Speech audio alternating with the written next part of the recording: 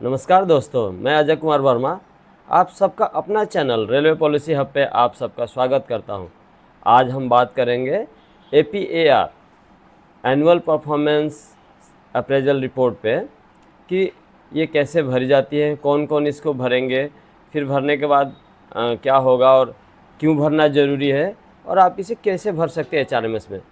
तो साथियों, जैसे कि आप जानते हैं, लास्ट 2-3 सालों से सभी लेवल के कर्मचारियों के APR अब HRMS के द्वारा ही भरे जाते हैं। अब फिजिकल मोड में कोई APR नहीं भरा जाता है, तो हर एम्प्लॉय को HRMS में APR कैसे भरना है ये जानना बहुत ही ज़रूरी है। तो उसी संबंध में आज की ये वीडियो है कि हम अपना APR कैसे फिलअप करें, पिछले साल का जो APR है उसे कैसे देखें, मेरी क्या परफॉर्मेंस रिपोर्ट दी गई है ऑफिसर के द्वारा, वो भी सभी कुछ आज हम इस वीडियो में बात करेंगे। तो आइए चलिए शुरू करते हैं। तो जैसे आप जानते हैं कि हम जब HRMS का पेज गूगल क्रोम में ओपन करते हैं तो हमें ये वाला पेज आता है, लॉगिन पेज। लॉगिन पेज में जैसे नॉर्मल लॉगिन पेज है उस पर आपको नहीं जाना है, APR के लिए अलग पेज बना हुआ है। तो आप नीचे देखिए रेड कलर से यहाँ पे click to access APR module ये दिखाने लगा है अभी, और ये लगभग सब समय दिखाता है, लेकिन ये 1 अप्रैल 2023 से लेके 31 मार्च 2024 के लिए ये APR भरा जाएगा, जिसको जैसे हम फाइनेंशियल ईयर बोलते हैं उसको इसको कैरियर ईयर भी बोल सकते हैं कि आपके इसी पीरियड के लिए आपके कैरियर का, आपके परफॉर्मेंस का रिपोर्टिंग होती है आपके हायर ऑफिशियल्स के द्वारा कि आप कितने एफिशिएंट है या क्या आपकी परफॉर्मेंस रही है उस पे। तो चलिए आइए हम शुरू करते हैं और कैसे इसे फिलअप करना है, और सारी जानकारी के लिए आप वीडियो पे लास्ट तक बने रहें। मैं एक एक करके सभी जानकारी आपको दूंगा। चलिए आइए दोस्तों शुरू करते हैं। तो पहले आप यहाँ पे क्लिक करेंगे, click here to access APR module. जैसे आप क्लिक करेंगे वैसे ही फिर से लॉगिन का पेज आएगा, लेकिन देखिए इस बार वो आपको APR वाला लाइन मतलब पेज नहीं है, यानी आप APR पेज पे हैं। तो आप अपनी ID भरेंगे और यहाँ पे आप पासवर्ड भरेंगे, जो ID पासवर्ड HRMS में आपको मिली है जिससे आप पास या लीव करते हैं, सेम ID पासवर्ड सेम तरीका रहेगा इसे ओपन करने का। तो दोस्तों जैसे ही आप लॉगिन पेज पे अपने लॉगिन क्रेडेंशियल सबमिट करते हैं तो ये वाला पेज आता है। इस पेज में ज़्यादा ऑप्शन नहीं है, यहाँ पे एक डैशबोर्ड और APR, क्योंकि ये पूरा पेज APR के लिए बना हुआ है। तो आपको APR वाला पेज में बस इतना ही दिखाई देगा। और चलते हम कैसे APR भरते हैं। तो उसके पहले एक जानकारी मैं दे दूं कि लेवल 1 to 5 मतलब लेवल 1 से लेकर 5 तक के एम्प्लॉय का APR, एम्प्लॉय को सेल्फ अप्रेजल खुद नहीं करना होता है। एम्प्लॉय की जो परफॉर्मेंस होती है उसी पे उसका इनिशियल सुपरवाइज़र, जो इमीडिएट सुपरवाइज़र है होता है, वो फिलअप करता है आपके सालाना परफॉर्मेंस पे, आप कैसे काम किए हैं, कैसे सारी चीज़ें देखता है। व्यवहार, कर्म, कार्य के क्षेत्र में आपके कैसे परफॉर्मेंस है, अपने सहयोगियों के साथ कैसे, ये सारी चीज़ें। तो लेकिन उस पर थोड़ी चर्चा करूँ मैं कि ये जब हमारा ऑफिसर भरेगा, हमारा सुपरवाइज़र इंचार्ज भरेगा, तो हमें कैसे पता चलेगा कि ये APR में उन्होंने हमें क्या ग्रेडिंग दी है। क्योंकि ये APR के ग्रेडिंग पे ही दोस्तों अब इंक्रीमेंट भी हो रहे हैं, और प्रमोशन के समय में तो लास्ट 3 इयर्स का APR देखा जाता है और उसकी ग्रेडिंग देखी जाती है। जैसी ग्रेडिंग रहती है उसी हिसाब से आपको प्रमोशन में उसे वेटेज दिया जाता है। तो दोस्तों जैसे कि मैं अगर किसी लेवल 1 से लेवल 5 के कर्मचारी की बात करूं, तो वो अपना APR इस पेज पे आएंगे, और जैसे वो यहाँ पे क्लिक करेंगे तो वो व्यू APR में जाएंगे। व्यू APR पे जब आप जाएंगे तो यहाँ पे ईयर के लिए ड्रॉप डाउन आएगा, और आप इसके पिछले APR वगैरह को आप देख सकते हैं कि आपके APR में क्या ग्रेडिंग दी गई है। तो यहाँ पे देखिए व्यू APR है, और I accept my APR, I wish to file a representation. तो जैसे आपने मैसेज रिपोर्टिंग ऑफिसर और एक्सेप्टिंग ऑफिसर दोनों के रिमार्क्स आपके APR पे आ जाते हैं, तो ये आपके लिए देखने के लिए अवेलेबल हो जाता है। तो उसका भी मैसेज आता है कि आप अपना APR देखें, और उसे अगर आपको सही है, ग्रेडिंग आपको ठीक लग रही है, कुछ नहीं कहना उस संबंध में, तो आप एक्सेप्ट कर लेंगे, एक्सेप्ट माई APR।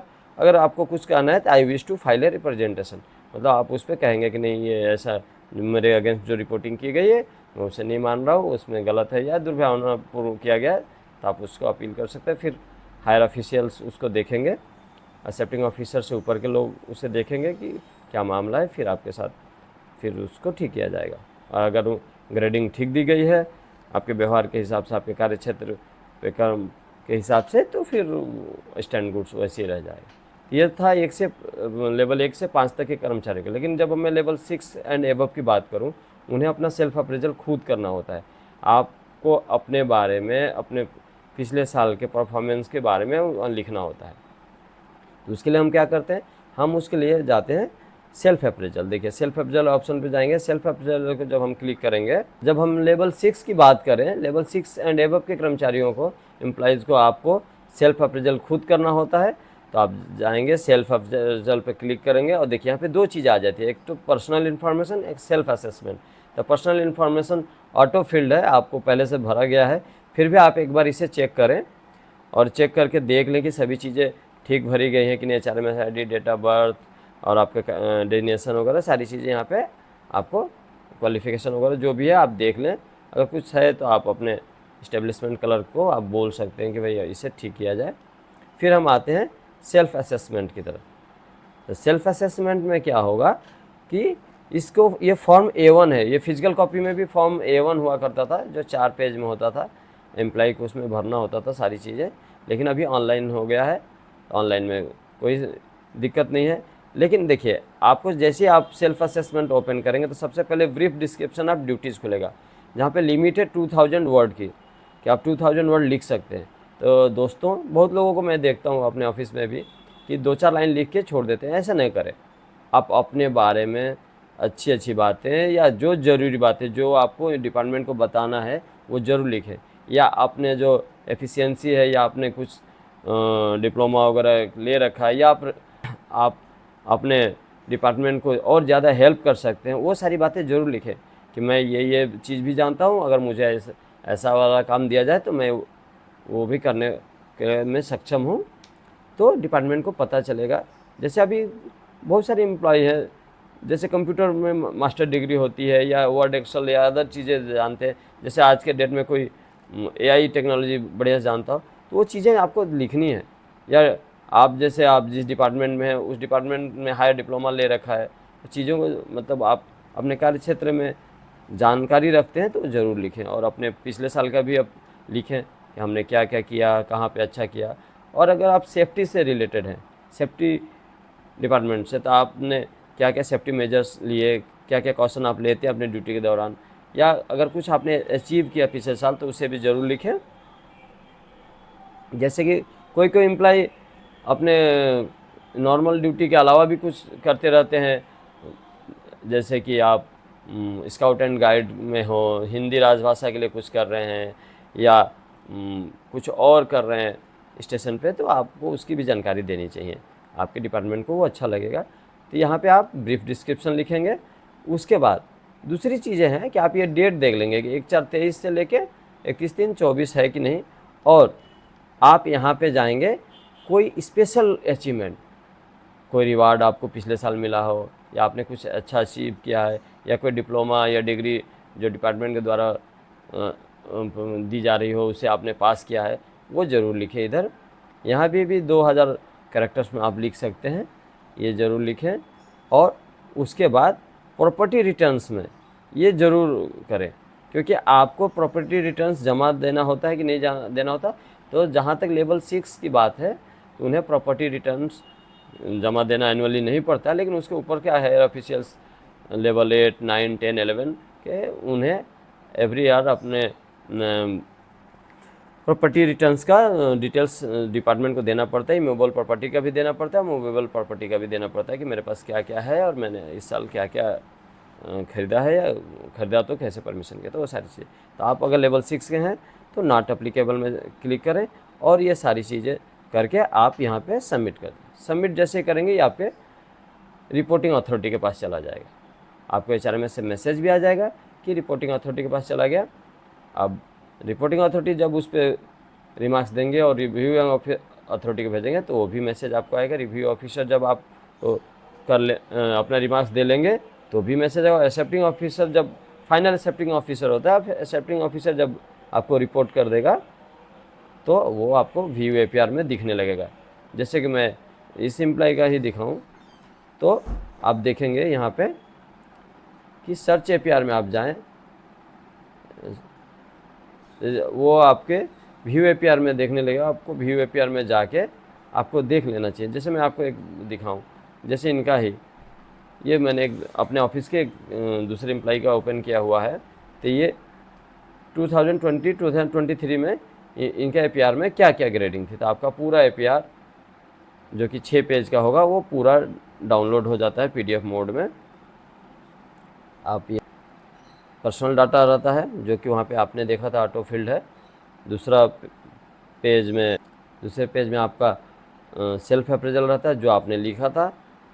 अब तीसरे पेज में आपका रिपोर्टिंग ऑफिसर ने आपके बारे में क्या क्या लिखा है कि आपका कैरेक्टर कैसा है, आपका कंडक्ट क्या है, अटेंडेंस आप कैसा है, आप जो भी इनिशिएटिव लिए थे वो क्या करते हैं, आपने कलीग्स के साथ आपका व्यवहार है। यहाँ पे सारी चीज़ें मतलब लगभग 15-16 आइटम है जो यहाँ पे लिखता है। और सबसे लास्ट में आपकी ग्रेडिंग होती है outstanding, very good, good, average and below average. तो आज के डेट में वेरी गुड से ऊपर की ग्रेडिंग ही काम आएगी। उससे नीचे रहने पे आपको डिपार्टमेंट फिर से रिफ्रेशर ट्रेनिंग के लिए भेज सकता है, या इंक्रीमेंट स्टॉप किया जा सकता है, प्रमोशन स्टॉप किया जा सकता है। तो कृपया अपने कार्य क्षेत्र में इन सब चीज़ों को वैल्यू दें। जैसे अब उसके बाद रिव्यूइंग ऑफिसर ने इन्हें क्या लिखा है, रिव्यू ऑफिसर ने लिखा कि हाँ भाई मैं एग्रीड हूँ, सारी चीज़ें जिन्होंने रिपोर्टिंग ऑफिसर ने जो लिखा उससे मैं एग्रीड हूँ। अब आपकी बात करते हैं एक्सेप्टिंग ऑफिसर की।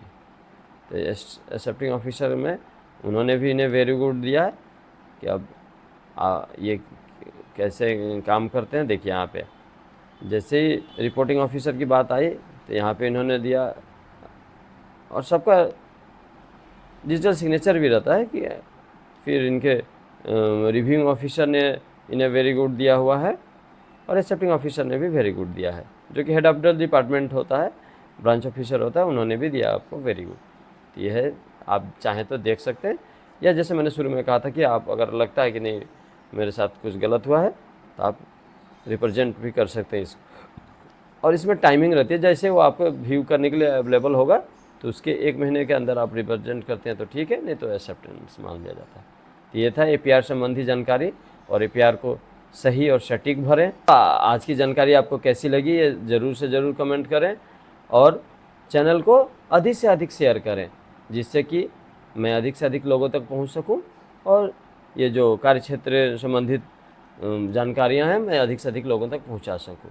और मेरे इस चैनल को ज़रूर से ज़रूर सब्सक्राइब करें, लाइक करें और शेयर करें। Thank you. जय हिंद, जय भारत।